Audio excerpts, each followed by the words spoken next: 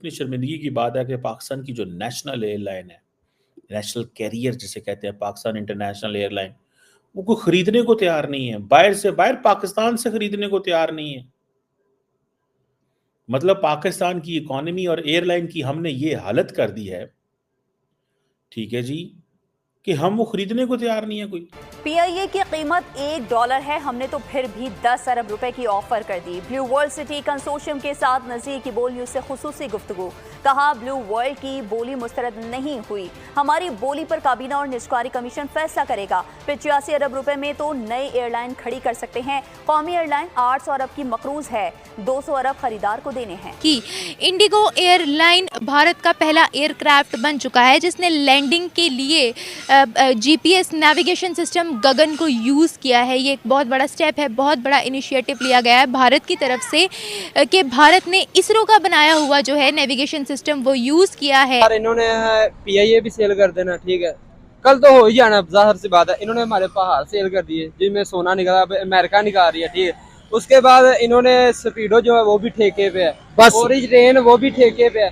एक दिन इन सब को करना बना क्या चाहिए, सब हुक्मरान बैठे मिलकर पाकिस्तान की बेचे करा, पाकिस्तान सेल कर दे, सारा पाकिस्तान सेल करके जो कर्जा कुर्जा ना अब झंझट से मुकर। जिस टाइम पे चाइना में टेक्नोलॉजी पे वर्क हो रहा था, जिस टाइम पे इंडिया में आईटी की यूनिवर्सिटीज खोली जा रही है, हमारे पास यहाँ पर जहाज के नाम पे तो दोस्तों, आप जैसा कि चाहते हैं कि पीआईए की हालत इससे पहले कितनी खस्ता थी और जिसके कारण पाकिस्तान लगातार इसको झेल रहा था, क्योंकि पीआईए आप देख रहे थे कि किस तरह से चल रहा था। कभी इसके फर्जी ड्राइवर पकड़े जा रहे थे तो कभी इसके लोग जो है, इसके एयर होस्टेस वगैरह, इसके आला अधिकारी वगैरह भी स्मगलिंग करते हुए पकड़े गए और अनाप शनाप की हरकतें करते हुए पकड़े गए। और इन्होंने पीआईए से तो पूरी दुनिया में गंदगी मचा दी, जो इन्होंने पीआईए का इस्तेमाल किया और सब जगह पर इन्होंने अपने भिखारियों को इसी जहाज से भेजा था। पीआईए की सेवा उनको बढ़िया से दी गई थी ताकि ये जाएं और भीख मांग, इसी तरह के कामों के लिए पीआईए इन्होंने बना रखा था। और इन्होंने जो है पीआईए से जितना भी पैसा इधर उधर से कमाना था, कमाने की पूरी कोशिश की, लेकिन चूंकि इनका खजाना खाली हो गया है, इनके पास पैसा वगैरह कुछ है नहीं इनके खजाने में, तो अब इनको लोन लेकर जो पूरी देश चलानी पड़ रही है, इस कारण से अब इनके ऊपर पीआईए बहुत ही भारी पड़ चुका था। तो इसकी नीलामी का फैसला इन्होंने लिया, इसको प्राइवेट करने का फैसला लिया। सोचा कि ये प्राइवेट करेंगे तो उसमें कुछ गोलमाल किया जा सकता है, क्योंकि ये लगातार घाटे में चल रही है, तो इसका जो है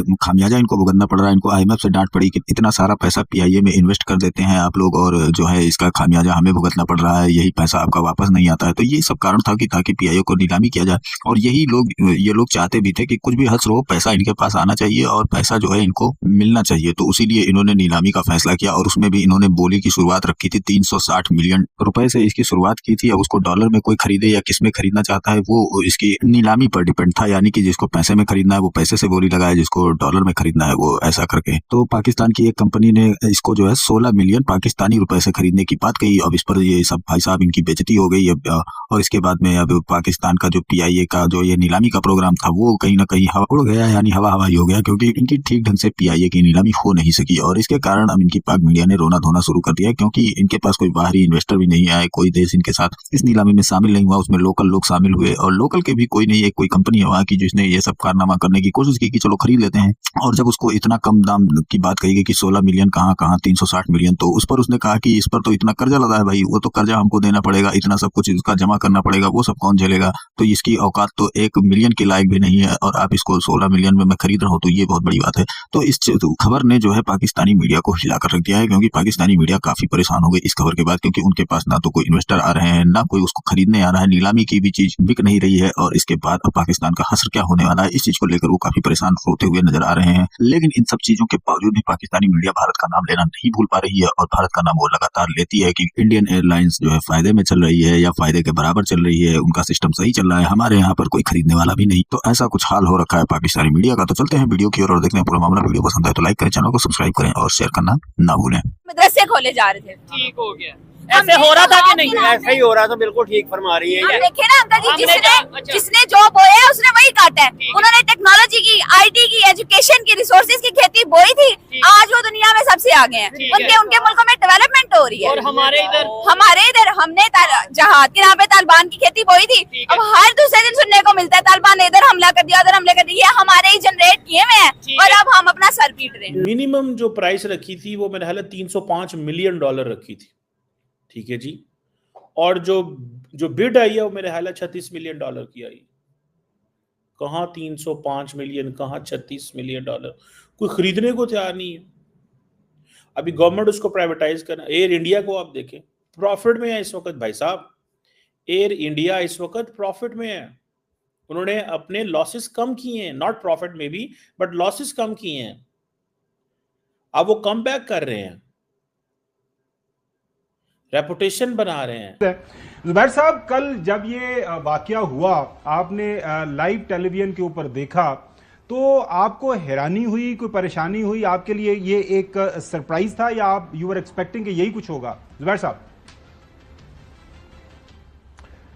थोड़ी बहुत सरप्राइज हुई, लेकिन जाहिर सी बात है शुरू से जो ये प्रोसेस रन किया गया कावर, वो इतने भोंडे तरीके से किया गया, उसमें इतनी ज़्यादा नाअहली थी कि जैसे एक मजाक होता है। इतने इस किस्म का तो आप एक कार नहीं बेचने में मजाक करते या अपना प्लॉट बेचने में मजाक नहीं करते। पीआईए एक इतनी बड़ी एंटिटी है, और खबर सिर्फ ये पीआईए का मामला नहीं था। आईएमएफ की कंडीशंस में, जैसे अभी आपके नुमाइंदे ने बताया कि पाकिस्तान के 3 या 4 बड़े जो चैलेंजेस, इकनॉमिक चैलेंजेस जो पाकिस्तान ने एग्री किए और जो कि हैं, उसमें से एक निचकारी है, क्योंकि तकरीबन 1 ट्रिलियन रुपए से ज़्यादा का लॉस होता है, एनुअल लॉस होता है, जो हमारी पब्लिक सेक्टर कंपनीज के लॉसेस हैं।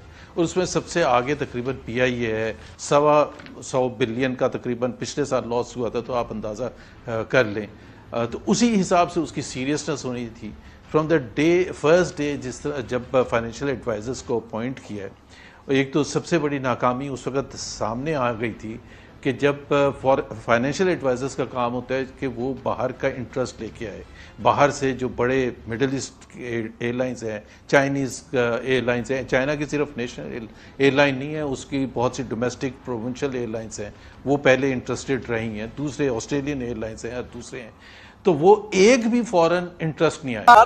यानी कि पाकिस्तानी ऑफिसर ने बिल गेट्स से भी रिश्वत मांगी, बिल गेट्स से भी मांगी है, इसलिए बिल गेट्स ने हमें छोड़ के इंडिया को इन्वेस्टमेंट किया।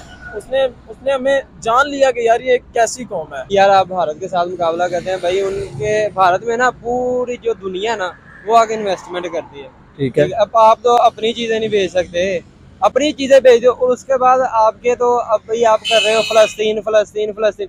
आपकी तो अभी जो परचून की दुकान है उनके ऊपर कोक की बोतल अभी भी बिक रही है, जो कि इसराइल की है। वो नहीं मान रहे, तो इन्होंने क्या करना है? कोक की बोतल की बात करूं तो अगर कोक की बोतल हमारे मुल्क में से बंद होगी ना, हमारे ये दाएं तरफ की फैक्ट्री है थोड़ा सा आगे, तो हमारे वर्कर्स मरेंगे हाल से ना भाई। अब अफगानी चाहे तो हम पे काबज हो सकते हैं। ऑलमोस्ट बिक चुकी हैं वो। पाकिस्तान में जगह जगह पर मोटरवेज जो है वो गिरवी रखी जा रही है। पाकिस्तान की रेलवे की क्या सूरत हाल है।